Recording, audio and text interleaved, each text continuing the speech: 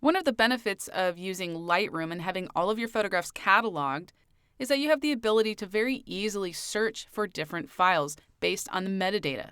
This includes things such as date and time, even lens, focal length, camera type, file type, you name it. There are so many different variables that you can search for.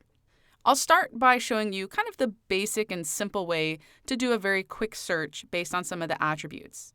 In the film strip, there's an area where you can select different filtering options. I tend to use this one when I'm searching for images that I've picked with the pick flag, or maybe something I've given a color label to. There are also some of the presets in here as well. If you'd like to get a little bit more detailed with your search, then you'll want to activate the filter bar. You can do this by going up to View, Show Filter Bar, or you can use the # key to show and hide that filter bar.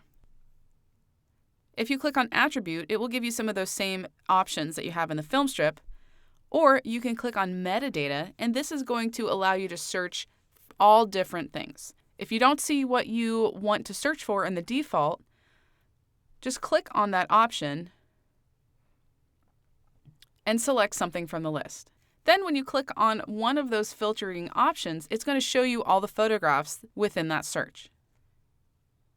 You can also search for text, and this is helpful if you know that you have an image with a specific file name, or if you have keywords inside of that photograph that will help you to actually locate it.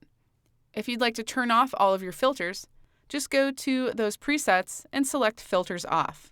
And then you can just hide that filter bar at the top by pressing that # key again.